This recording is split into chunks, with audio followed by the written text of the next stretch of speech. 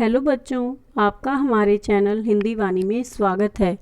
आज हम पढ़ेंगे कक्षा 10वीं की पाठ्य पुस्तक क्षितिज का गद्य खंड का 5वां पाठ। पाठ का नाम है एक कहानी यह भी। इस पाठ की लेखिका मन्नू भंडारी जी हैं। यह एक आत्मकथ्य है। इस पाठ की लेखिका मन्नू भंडारी जी ने अपने जीवन की घटनाओं का वर्णन हमारे सामने किया है। जिन घटनाओं में लेखिका को कुछ लिखने के लिए प्रेरित किया, ऐसी घटनाओं का उन्होंने इस पाठ में वर्णन किया है। इस पाठ में छोटे से शहर की युवा होती लड़की की कहानी है, जिसका आज़ादी की लड़ाई में उत्साह, संगठन क्षमता और विरोध करने का स्वरूप देखते ही बनता है। यानी लेखिका मन्नू भंडारी जी ने अपने बचपन की घटनाओं के बारे में बताया है कि किस प्रकार से वो अपने पिता एवं अपने हिंदी की अध्यापिका से प्रभावित हुई तथा उन्होंने किस प्रकार से लिखने का काम शुरू किया, किस तरह से वो लेखिका बन पाई। लेखिका का जन्म मध्य प्रदेश के भानपुरा गांव में हुआ था, परंतु उनका बचपन अजमेर ब्रह्मपुरी मोहल्ले में गुजरा था। उनका घर 2 मंजिला था। नीचे वाली मंजिल में पूरा परिवार रहता था तथा ऊपर की मंजिल पर उनके पिताजी का साम्राज्य था। यानी ऊपर के मंजिल में केवल उनके पिताजी रहते थे। अजमेर से पहले वे लोग इंदौर में रहते थे। इंदौर में उनका परिवार प्रतिष्ठित परिवार में से एक था। वे शिक्षा को केवल एक उपदेश की तरह नहीं लेते थे, बल्कि जो छात्र कमज़ोर होते उन्हें भी घर लाकर पढ़ाया करते थे। उनके पढ़ाए छात्र आज ऊंचे पदों पर विराजमान थे। पिता दरियादिल, कोमल स्वभाव, संवेदनशील, इसके साथ साथ क्रोधी और अहंवादी भी थे। लेखिका ने स्वयं बताया है कि उनके पिता कैसे थे। दरियादिल थे, उनका स्वभाव बहुत कोमल था, वो संवेदनशील भी थे। बहुत जल्दी वो किसी के भी सुख दुख में शामिल हो जाते थे तथा उसे समझ पाते थे। इसके साथ साथ वो क्रोधी तथा अहंवादी भी थे। यानी वो क्रोध में भी आ जाते थे और उनके अंदर अहंकार की भावना भी आ जाती थी। वे बहुत बड़े आर्थिक झटके ने उन्हें अंदर से हिला दिया था। यानी एक बार उनके साथ बहुत बड़ा धोखा हुआ और उन्हें आर्थिक झटका लगा। आर्थिक झटके का अर्थ है उन्हें बहुत अधिक आर्थिक हानि उठानी पड़ी। वे इंदौर छोड़कर अजमेर आ गए। उन्होंने यहाँ अंग्रेजी हिंदी शब्दकोश तैयार किया। यह अपनी तरह का पहला शब्दकोश था जिसने उन्हें प्रसिद्धि तो बहुत दी, परंतु धन नहीं। उस समय उनकी आर्थिक स्थिति बहुत कमज़ोर हो गई थी और उनकी इस आर्थिक स्थिति ने उनके सकारात्मक पहलुओं पर अपना घर बना लिया था। यानी अब वो मानसिक रूप से बदल गए थे, क्योंकि उनका जो आर्थिक स्थिति थी वो ठीक नहीं थी। कुछ लोगों ने उन्हें धोखा दिया था, जिसके कारण वो गरीब हो गए थे। वे अपनी गिरती आर्थिक स्थिति में अपने बच्चों को भागीदार नहीं बनाना चाहते थे। वे नहीं चाहते थे कि उनकी आर्थिक स्थिति का प्रभाव उनके बच्चों पर पड़े तथा उनके विकास का जो मार्ग है वो रुक जाए। आरंभ से ही अच्छा देखने वाले पिताजी के लिए यह दिन बड़े कष्टदायक थे, क्योंकि उनका परिवार शुरू से ही संपन्न परिवार था तथा इस समय बुरी आर्थिक स्थिति के कारण उनके पिताजी बहुत दुखी रहते थे। उससे उनका स्वभाव क्रोधी हो गया था। उन्हें छोटी छोटी बातों पर गुस्सा आने लग गया था। उनके क्रोध का भाजन सदैव उनकी माँ बनती थी, क्योंकि वो अपने बच्चों को अपने क्रोध से हमेशा दूर रखना चाहते थे तथा घर की आर्थिक स्थिति से बच्चों को कभी भी दुखी नहीं करना चाहते थे। इसलिए वो अपना जो क्रोध था वो केवल अपनी पत्नी पर उतारते थे। यानी लेखिका की माँ ही उनका सामना करती थी। जब से उन्हें अपने ही लोगों ने धोखा दिया, तब से उनका स्वभाव शक्की भी हो गया था। वे हर किसी को शक की नज़रों से देखते थे। बच्चों, ऐसा होना स्वाभाविक है कि जब हमें कोई धोखा देता है तो उसके बाद हमें बहुत जल्दी किसी पर यकीन नहीं हो पाता और हमारा स्वभाव भी शक्की हो जाता है। हम हर किसी पर यकीन नहीं कर पाते तथा सबको शक की नज़रों से देखते थे। देखते हैं इसी प्रकार से लेखिका के पिता भी एक इसी व्यवहार के शिकार हो गए और वो सबको शक की नज़रों से देखने लगे। लेखिका अपने पिताजी को याद करके यह बताना चाहती है कि उनके पिताजी में कितने गुण थे और कितने अवगुण थे। यानी पहले उनके पिताजी गुणों से भरे हुए थे, लेकिन जब उन्होंने अपने ही लोगों के हाथों धोखा खाया तथा उनकी आर्थिक स्थिति बिगड़ गई, तो उनके पिता में कुछ अवगुण आ गए थे, यानी कुछ बुरे विचार उनके मन में घर कर गए थे। उनके व्यवहार ने सदैव लेखिका को हीनता का शिकार बनाया है। लेखिका के पिता लेखिका के साथ ऐसा व्यवहार करते थे जिनके कारण लेखिका को कुछ बुरा अनुभव हुआ, उनके अंदर हीन भावना आ गई थी। लेखिका का रंग काला था, शरीर से वो बहुत दुबली पतली थी, परंतु उनके पिताजी को हमेशा गोरा रंग पसंद था। उसकी बड़ी बहन यानी लेखिका की बड़ी बहन सुशीला गोरे रंग की थी, इसलिए वह पिताजी की चहेती थी। यानी उसके पिता लेखिका से ज़्यादा उनकी बड़ी बहन से प्रेम करते थे। पिताजी हर बात पर उसकी तुलना सुशीला से करते थे, जिससे लेखिका में हीन भावना घर कर गई। वह हीन भावना उनमें से आज तक नहीं निकली थी। यानी लेखिका के मन में कहीं ना कहीं अपनी बहन की साथ तुलना की जाने के कारण कुछ हीन भावना अब तक बाकी है, जो आज तक विद्यमान है। आज भी वह किसी के सामने खुलकर अपनी तारीफ नहीं सुन पाती। लेखिका को अपने कानों पर विश्वास नहीं होता है कि वो एक प्रसिद्ध लेखिका बन गई हैं और उन्होंने लेखिका के रूप में इतनी उपलब्धियां प्राप्त की हैं। यानी लेखिका के मन में हीन भावना इतनी गहराई में बैठ गई थी कि आज भी उन्हें इसके बारे में या अपनी तारीफ सुनकर कभी भी सच्चे मन से प्रसन्नता नहीं हो पाती, उन्हें विश्वास नहीं हो पाता। लेखिका पर अपने पिता का पूरा प्रभाव था। उसे अपने व्यवहार में कहीं ना कहीं अपने पिता का व्यवहार दिखाई देता था। दोनों के विचार सदैव आपस में टकराते रहे थे। समय मनुष्य को अवश्य बदल देता है, परंतु कुछ जड़ें इतनी गहरी होती हैं कि वे अपना स्थान नहीं छोड़ती। पिता के विपरीत स्वभाव से लेखिका के मन पर जो प्रभाव पड़ा वो बहुत गहरा था।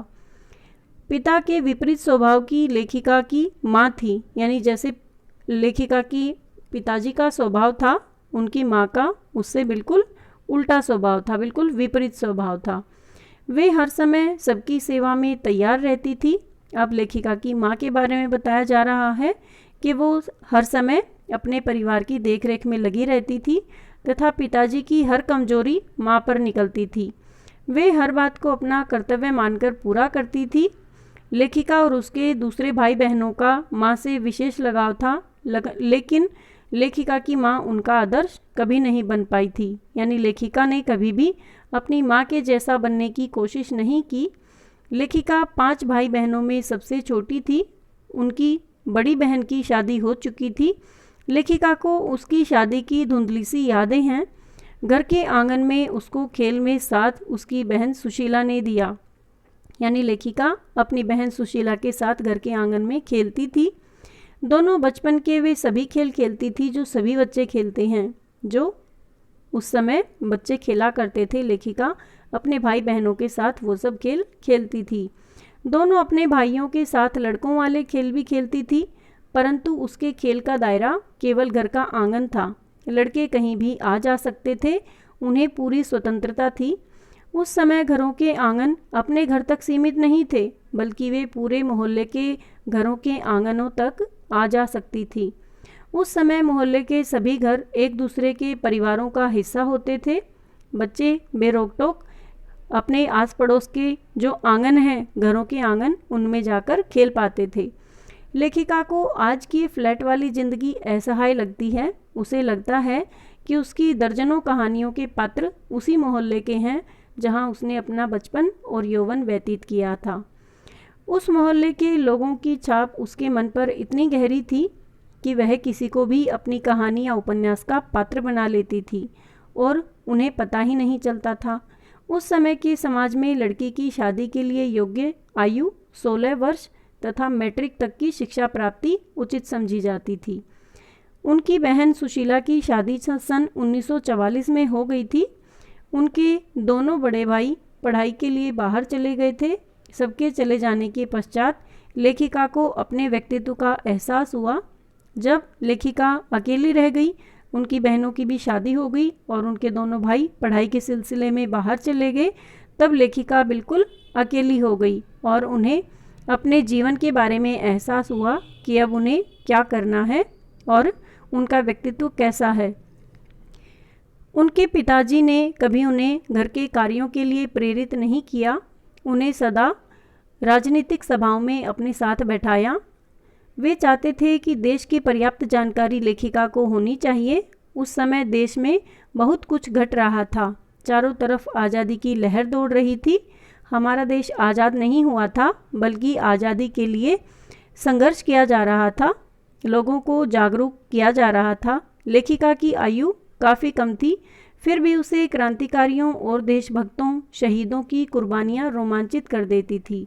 यानी लेखिका जब कोई ऐसी घटना के बारे में सुनती जो देशभक्ति से भरी हुई हो या शहीदों की कुर्बानियों के बारे में सुनती, तो उनके अंदर रोमांच भर उठता था। वो अपने देश के लिए कुछ करना चाहती थी तथा वे भी अपने देश को आज़ाद कराना चाहती थी।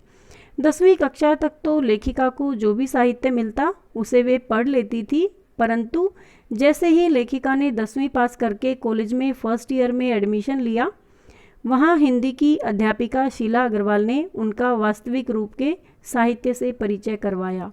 उन्होंने यह बताया कि किस लेखक या साहित्यकार के विचार किस प्रकार के हैं, उनकी लेखन शैली कैसी है तथा जो लेखन की विविध विधाएं होती हैं वो किस प्रकार की होती हैं। वे स्वयं उनके लिए किताबें चुनती तथा उन्हें पढ़ने के लिए देती थी। उन विषयों पर शीला अग्रवाल लेखिका से लंबी लंबी बहस करती थी ताकि यह जाना जा सके कि लेखिका ने किसी भी पुस्तक को या किसी भी उपन्यास को कितना पढ़ा है, कितना समझा है। तो बहस करने से लेखिका के जो मन के विचार थे उनको वह उजागर करती थी, उनको अभिव्यक्ति का अवसर भी प्रदान करती थी। इससे उनके साहित्य का दायरा बढ़ा। लेखिका ने उस समय के बड़े बड़े लेखकों के साहित्यों को पढ़कर समझना आरंभ कर दिया था। केवल पढ़ना अलग बात है, लेकिन किसी भी साहित्य को पढ़कर समझना, उसका जो गूढ़ अर्थ होता है, उसमें जो सारगर्भित जो अर्थ होता है, उसको समझना अब लेखिका ने आरंभ कर दिया। अध्यापिका शीला अग्रवाल की संगति ने उनका परिचय मात्र साहित्य से ही नहीं अपितु घर से बाहर की दुनिया से भी करवाया। यानी लेखिका के पिता ने जब उन्हें अपने घर में होने वाली राजनीतिक गोष्ठियों में शामिल करना आरंभ किया, तो लेखिका ने जाना कि हमारे देश में क्या कुछ घट रहा है। लेकिन जब वो अपनी हिंदी की अध्यापिका शीला अग्रवाल जी के संपर्क में आई, तब उन्होंने घर से बाहर की दुनिया के बारे में भी जाना। पिताजी के साथ आरंभ से ही राजनीतिक सभाओं में वो हिस्सा लेती थी, किंतु शीला अग्रवाल जी ने उन्हें सक्रिय राजनीति में भाग लेने के लिए प्रेरित किया। यानी वो स्वयं कुछ कर सकती हैं तथा देश को आज़ाद कराने के लिए अपना योगदान दे सकती हैं। उस समय सन 1946-47 में देश का वातावरण इस प्रकार का था कि कोई भी व्यक्ति अपने घर में चुपके से नहीं रह सकता था, चुपचाप नहीं रह सकता था। अध्यापिका शीला अग्रवाल की बातों ने लेखिका की रगों में जोश भर दिया था। वह देश की स्वतंत्रता के लिए लड़कों के साथ कदम से कदम मिलाकर चलने लगी, परंतु लेखिका के पिताजी को यह बातें अच्छी नहीं लगती थी। वे दोहरे व्यक्तित्व के स्वामी थे। वे आधुनिकता के समर्थक होते हुए भी दकियानूसी विचारों के थे। यानी एक ओर तो उन्हें अपनी बेटी को इस प्रकार की शिक्षा दी कि वे उसकी आज़ादी के भी समर्थक थे तथा वे चाहते थे कि उनकी बेटी हमारे देश में क्या कुछ घट रहा है उसके बारे में पूरी जानकारी रखे। लेकिन दूसरी ओर वे दकियानूसी विचारों के भी थे। यानी वो नहीं चाहते थे कि उनकी बेटी घर से बाहर निकलकर जो क्रांतिकारी हैं उनके साथ कदम से कदम मिलाकर चले। एक ओर तो वे मन्नू को घर में हो रही राजनीतिक सभाओं में भाग लेने के लिए प्रेरित करते, तो दूसरी ओर उन्हें लेखिका का घर से बाहर की राजनीतिक उथल पुथल में भाग लेना बिल्कुल भी अच्छा नहीं लगता था। यहीं पर दोनों यानी पिता और बेटी के विचारों में टकराहट होने लगी। दोनों के मध्य विचारों की टकराहट लेखिका की शादी होने तक चलती रही। लेखिका के पिताजी की सबसे बड़ी कमजोरी यश की चाहत थी। वे चाहते थे कि उनकी बेटी और वो यश प्राप्त करें, प्रसिद्धि प्राप्त करें। उनके अनुसार कुछ ऐसे काम करने चाहिए जिससे समाज में प्रतिष्ठा और सम्मान हो, लोग उनका आदर करें। उनकी इसी चाहत ने लेखिका को उनके क्रोध का भाजन बनाने से बचाया था। एक बार कॉलेज के प्रिंसिपल का पत्र लेखिका के पिताजी के नाम से आया। उन्होंने उन्हें इसके बारे में बातचीत करने के लिए कॉलेज में बुलवाया। पिताजी को बहुत क्रोध आया था, परंतु जब वे कॉलेज से लौटे तो वे बहुत खुश थे, क्योंकि उन्होंने बताया कि उनका कॉलेज में बहुत दबदबा है, यानी लेखिका के बारे में बताया कि लेखिका को कॉलेज में बहुत मानते हैं। सारा कॉलेज लेखिका के एक इशारे पर खाली हो जाता है। उनका सभी विद्यार्थियों पर बहुत अधिक प्रभाव है। वे कॉलेज में केवल 3 लड़कियां हैं जिन्होंने कॉलेज चलना मुश्किल कर रखा है, यानी कॉलेज को चलाना बहुत मुश्किल कर रखा है, क्योंकि उनके बातों से पूरे कॉलेज के विद्यार्थी प्रभावित हो जाते थे। पिताजी को प्रिंसिपल की बातें सुनकर गर्व हुआ कि उनके घर में भी एक ऐसा नेता है जो सभी को एक आवाज़ में अपने साथ चलने के लिए प्रेरित कर सकता है। यानी लेखिका के पिता ने जब जाना कि लेखिका में नेतृत्व की भावना है तथा लोगों को प्रभावित करने के उनके विचार हैं जिनसे सब लोग प्रभावित हो जाते हैं, तो उन्हें अपनी बेटी पर गर्व की अनुभूति हुई। पिताजी के मुंह से अपने लिए प्रशंसा सुनकर लेखिका को अपने आँखों और अपने कानों पर विश्वास नहीं हुआ। ऐसी ही एक और घटना के बारे में उन्होंने बताया है कि उन दिनों आज़ाद हिंद फौज का मुकदमा चल रहा था। सभी स्कूल कॉलेजों में हड़ताल चल रही थी। सारा युवा वर्ग अजमेर के मुख्य बाजार के चौराहे पर एकत्रित हुआ। वहाँ सभी ने अपने विचार रखे। लेखिका ने भी अपने विचार उस उपस्थित भीड़ के सामने रखे। उनके विचारों को सुनकर उनके पिताजी के एक मित्र ने आकर लेखिका के बारे में उल्टी सीधी बातें कह दी, जिसे सुनकर पिताजी गुस्से में आ गए। वे सारा दिन लेखिका की माँ को कुछ न कुछ बोलते रहे और रात के समय जब लेखिका घर लौटी तो उनके पिताजी के पास उनके एक और अभिनय मित्र अम्बालाल जी बैठे हुए थे। यानी लेखिका जब डरते हुए अपने घर वापस पहुंची तो उन्होंने देखा कि उनके पिता के पास उनके कोई अभिनय मित्र अम्बालाल जी बैठे हुए हैं। डॉक्टर अम्बालाल ने जब मन्नू भंडारी जी को देखा तो वे उनकी प्रशंसा करनी आरंभ कर दी। वे उनके पिताजी से बोले कि उन्होंने मन्नू का भाषण न सुनकर अच्छा नहीं किया। यानी वो जो अम्बालाल जी उनके पिताजी के मित्र आए हुए थे वो मन्नू भंडारी के भाषण से बहुत अधिक प्रभावित हुए थे तथा उसकी प्रशंसा कर रहे थे।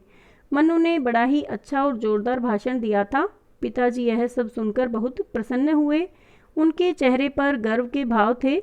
बाद में उसकी माँ ने दोपहर में पिताजी के क्रोध वाली बात बताई तो उसकी सांस में सांस आई। उन्होंने बताया, यानी लेखिका की माँ ने लेखिका को बताया कि दोपहर तक आपके पिताजी बहुत गुस्से में थे, लेकिन जब आपकी तारीफ अभी हुई है तो अब इन्हें बहुत गर्व अनुभव हो रहा है। लेखिका आज अपने अतीत में देखती हैं, यानी अपने बीते हुए दिनों के बारे में सोचती हैं, तो उन्हें यह समझ में नहीं आता कि क्या वास्तव में उनका भाषण जोरदार था या फिर उस समय के समाज में किसी लड़की के द्वारा इतनी भीड़ के सामने अपने मन के विचारों को निसंकोच बोलते जाना ही सब पर प्रभाव छोड़ गया था। यानी क्या सच में उन्होंने अच्छा भाषण दिया था या उनका इस प्रकार से बिना डरे बिना घबराए बोलना यह सब पर प्रभाव छोड़ गया था। परंतु लेखिका के पिताजी कई प्रकार के अंतर्विरोधों में जी रहे थे। यानी उनके मन में अलग अलग प्रकार के विचार थे जो आपस में विरोधी भी थे। वे आधुनिकता और पुराने विचारों दोनों के समर्थक थे। उनके यही विचार कई प्रकार के विचारों के विरोध का कारण बनते थे। मई 1947 में अध्यापक शीला अग्रवाल जी को कॉलेज से निकाल दिया गया था। उन पर यह आरोप लगाया गया कि वे कॉलेज की लड़कियों में अनुशासनहीनता फैला रही हैं। कॉलेज के साथ कॉलेज की जो 2 और लड़कियां थी उनको लेखिका के साथ ही 3rd ईयर में दाखिला नहीं दिया गया। कॉलेज में इस बात को लेकर खूब शोर शराबा हुआ, यानी बहुत सारे छात्रों ने इस बात के खिलाफ आंदोलन किया और अंत में जीत लड़कियों की हुई। परंतु इस जीत की खुशी से भी एक और खुशी थी। वह उस शताब्दी की सबसे बड़ी उपलब्धि थी तथा हमारे देश के लिए सबसे बड़े गौरव की बात थी। उस समय भारत 15 अगस्त 1947 को आज़ाद हुआ था और यही वह दिन था जब लेखिका को यह महसूस हुआ कि उन्होंने लोगों पर अपना प्रभाव डाला। वह भी एक प्रकार से योगदान था जिसके कारण हमारा देश आज़ाद हुआ। जैसा कि आप सबको पता है कि हमारा देश 15 अगस्त 1947 को अंग्रेज़ों की गुलामी से आज़ाद हुआ था। इस कार्य में हमारे देश के असंख्य स्वतंत्रता सेनानियों का बहुत बड़ा योगदान था, लेकिन इसके साथ साथ हमारे देश के महान लेखकों, नेताओं तथा कवियों का भी योगदान कम नहीं था, क्योंकि उन्होंने अपने भाषणों तथा अपनी रचनाओं के माध्यम से लोगों में जन जागरण फैलाया तथा हमारे देश के नागरिकों को आज़ादी के लिए संघर्ष करने के लिए प्रेरित भी किया। और मन्नू भंडारी जी ऐसे ही लेखकों में से एक महान लेखिका हैं। और उम्मीद है बच्चों आपको यह पाठ अच्छे से समझ में आ गया होगा। अगले भाग में हम इस पाठ से लिए गए अभ्यास के प्रश्नोत्तर पढ़ेंगे। धन्यवाद।